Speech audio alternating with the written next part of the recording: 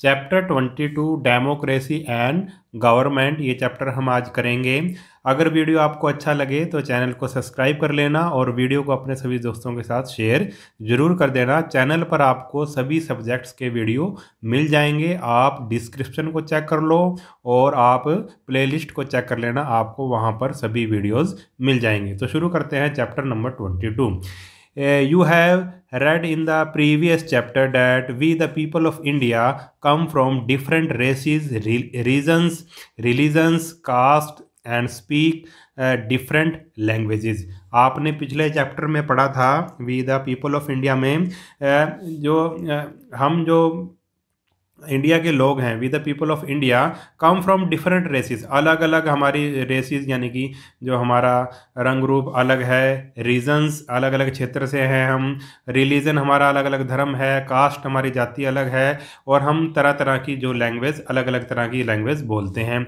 In such a diverse society, जो हमारी जो सोसाइटी है वो डाइवर्स है यानी कि बहुत से अलग अलग मतलब लोगों से मिलकर बनी है, इसी को हम डाइवर्स सोसाइटी कह देंगे। Different demands arise which are often in conflict with one another, और क्योंकि हमारी डाइवर्स सोसाइटी है इसलिए अलग अलग लोगों की अलग अलग डिमांड होती है, अलग अलग मांग होती है, जिसके कारण क्या हो जाता है भाई, कन्फ्लिक्ट हो जाता है, झगड़े की स्थिति आ जाती है एक दूसरे के साथ। Some people think that their problem are more important, कुछ लोग सोचते हैं कि जो उनकी प्रॉब्लम है वो ज़्यादा इम्पोर्टेंट है, so they should be solve first, whereas other may think that their problem should be given top priority. और कुछ लोग ये सोचते हैं कि भाई हम उनकी प्रॉब्लम सबसे इम्पोर्टेंट है इसलिए उसको सबसे पहले सॉल्व किया जाना चाहिए, जबकि दूसरे लोग सोचते हैं कि जो उनकी प्रॉब्लम है उनको सबसे पहले सॉल्व किया जाना चाहिए। इन सच ए कन्फ्लिक्टिंग सिचुएशन, और इस जो कन्फ्लिक्टिंग सिचुएशन, इस झगड़े की सिचुएशन में the positive attitude of live and let live is the best course of amicably settle the dispute and solve the problem. और इस जो इसमें हम पॉजिटिव एटीट्यूड, इस झगड़े को अगर सुलझाना तो पॉजिटिव एटीट्यूड क्या है, लिव एंड लेट लिव, जियो और जीने दो, ये सबसे अच्छा एटीट्यूड है किसी भी डिस्प्यूट को, किसी भी झगड़े को निपटाने के लिए, प्रॉब्लम को सॉल्व करने के लिए। The democratic way of life based on equality, fraternity and justice paves the way and prepare the citizen to mutual resolve the dispute arising out of the vested or varied interests.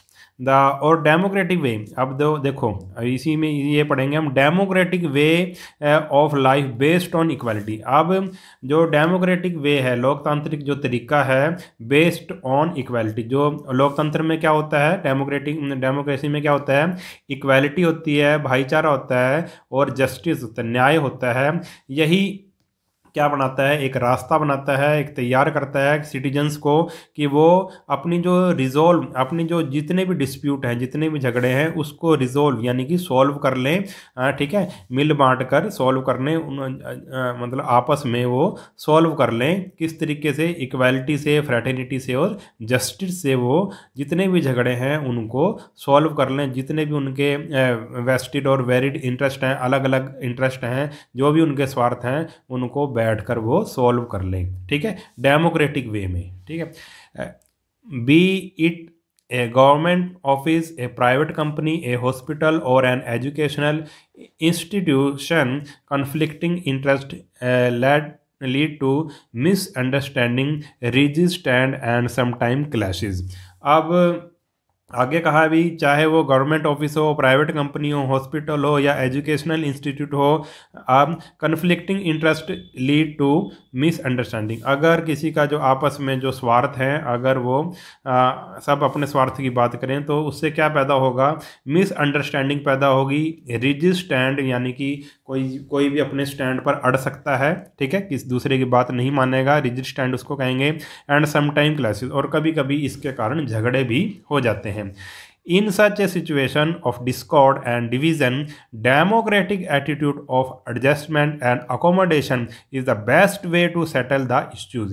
और in such situation, ऐसी झगड़े की situation को solve करने के लिए झगड़े की सिचुएशन है या डिवीज़न है, बंटवारा है, ठीक है, ऐसी सिचुएशन को सॉल्व करने के लिए डेमोक्रेटिक एटीट्यूड ही सबसे अच्छा एटीट्यूड है, जो एडजस्टमेंट, समायोजन यानी कि एक दूसरे से समझौता और एडजस्टमेंट किए के कारण ये best way of settle issue, जो डेमोक्रेटिक वे है, ये सबसे अच्छा रास्ता है किसी भी इशू को सॉल्व करने का।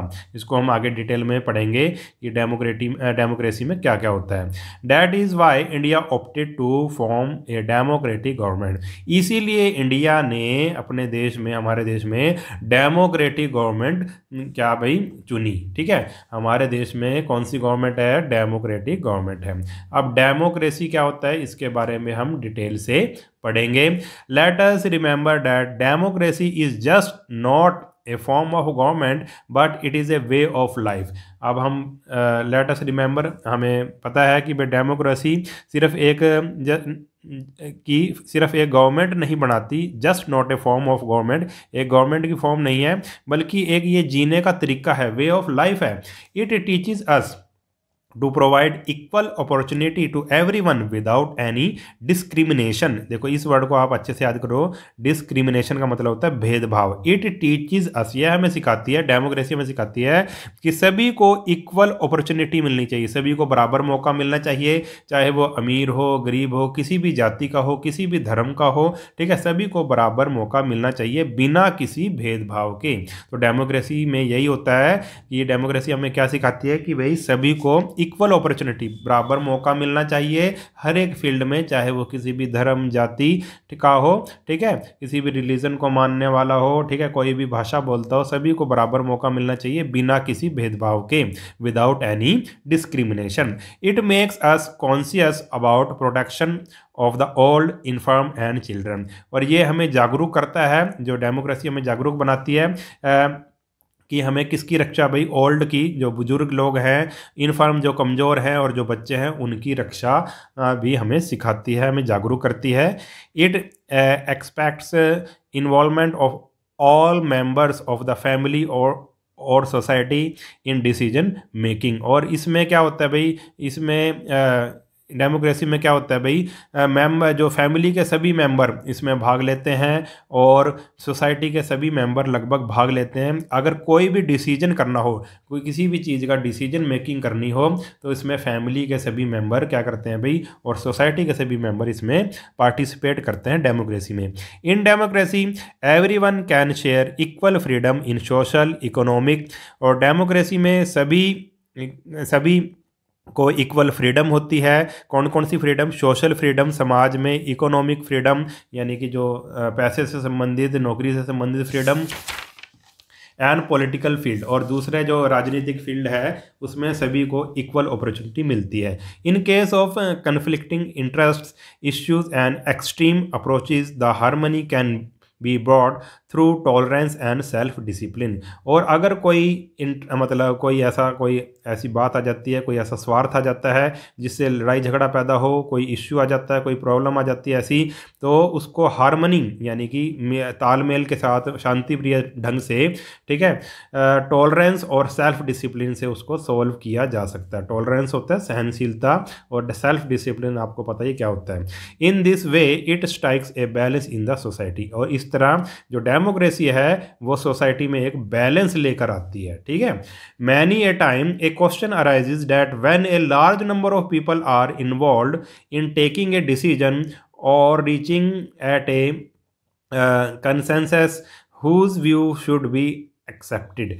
अब मैनी ए टाइम, और ये क्वेश्चन उठता है, बार बार ये क्वेश्चन उठता है कि when a large number of people are involved, जब किसी डिसीजन मेकिंग में बहुत सारे लोग इन्वॉल्व हों, तो और रीचिंग एक कंसेंसस, जब और एक सर्वसम्मति से कि सबको वो फैसला मंजूर हो, तो whose view should be accepted, तो उन सारे लोगों में से किसके व्यू को माना जाएगा, ठीक है, किसके डिसीजन को माना जाएगा। तो ये भी हमारे मन में प्रश्न उठता है कि डेमोक्रेसी में तो सबको डिसीजन मेकिंग में पार्टिसिपेशन जरूरी होती है, ठीक है, जब पार्टिसिपेट करते हैं तो किसके डिसीजन को माना जाएगा। In democracy the opinion of majority is accepted but the opinion of minority is also respected. और डेमोक्रेसी में क्या होता है भाई, ओपिनियन ऑफ मेजोरिटी, जो भी ज़्यादा मतलब जिस पक्ष के तरफ ज़्यादा वोट पड़ेंगी या ज़्यादा मेजोरिटी होगी, ज़्यादा लोग होंगे, उस डिसीजन को मान लिया जाता है। परंतु जो माइनॉरिटी होती है, जो कम लोग होते हैं, जो उसके विरुद्ध होते हैं, उनको भी रिस्पेक्ट दी जाती है। ठीक है, तो डेमोक्रेसी ऐसे चलती है। अब गोल्स ऑफ डेमोक्रेसी क्या है हमारे, ये बहुत इंपॉर्टेंट है। डेमोक्रेसी के गोल्स क्या हैं, क्यों हमने डेमोक्रेसी अपनाई है और इसके फ़ायदे क्या हैं, गोल क्या हैं, इसके एम क्या हैं। To solve all problem through discussion, persuasion and compromise.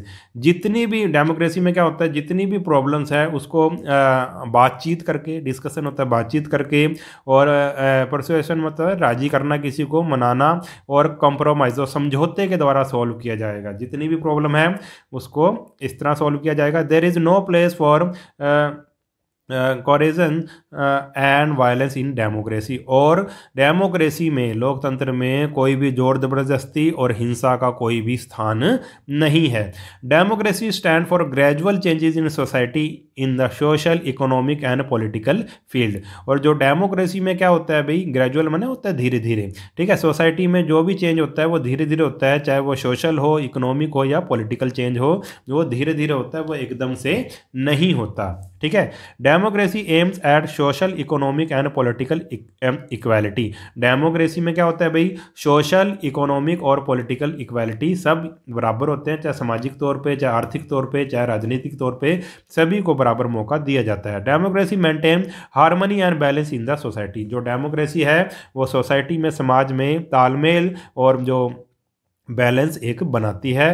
To root out authoritarianism and dictatorship. और इसमें डेमोक्रेसी में इसका कोई भी स्थान नहीं होता डिक्टेटरशिप का। डिक्टेटरशिप क्या होता है भाई, कि भाई एक ही जने का राज, जिसमें एक जैसे पुराने ज़माने में राजा होते थे, तो राजा एक तरह का क्या होता था भी, डिक्टेटर होता था, जो राजा की मर्जी है वो करे। ठीक है, मगर डेमोक्रेसी में ऐसा नहीं होता। Democracy inculcates the habits of obeying the rules and regulation of the state. Democracy क्या सिखाती है भाई, कि हैबिट ऑफ ओबिंग, लोगों को सिखाती है कि रूल्स को ओबे करो, और जितने भी रेगुलेशन, रूल एंड रेगुलेशन जितने भी स्टेट ने बनाए उसको फॉलो करने का हमें सिखाती है।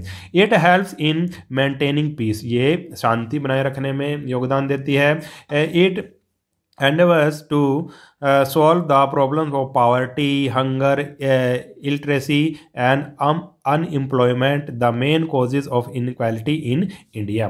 और ये प्रयास करती है, डेमोक्रेसी प्रयास करती है कि गरीबी, भूखमरी और अनपढ़ता और बेरोजगारी जैसे जितने भी ये प्रॉब्लम्स हैं इनको सॉल्व करने का प्रयास करती है। और समाज में इन्हीं के कारण ही हमारे समाज में क्या है, इनइक्वालिटी है। इनइक्वालिटी का कारण क्या है, गरीबी, भूखमरी, अनपढ़ता और अनएम्प्लॉयमेंट यानी कि बेरोजगारी। तो डेमोक्रेसी इन सबको मतलब सॉल्व करने का प्रयास करती है, ये जो प्रॉब्लम है। Probably the ultimate goal of democracy is the well being of each individual as a distinct and significant human being. और लास्ट में अल्टीमेट गोल क्या है, लास्ट गोल क्या है डेमोक्रेसी का, तो well being of each individual, जितने भी समाज में लोग हैं, हर एक मतलब व्यक्ति को इसका क्या भाई, उसको हर एक व्यक्ति को क्या महत्वपूर्ण समझा जाएगा, और उसको उसमें हमारे लोकतंत्र में शामिल किया जाएगा, डेमोक्रेसी में शामिल किया जाएगा। और उसके साथ क्या किया जाएगा भाई, इक्वल उसके साथ बिहेवियर किया जाएगा। ठीक है, उसके साथ भेदभाव नहीं किया जाएगा।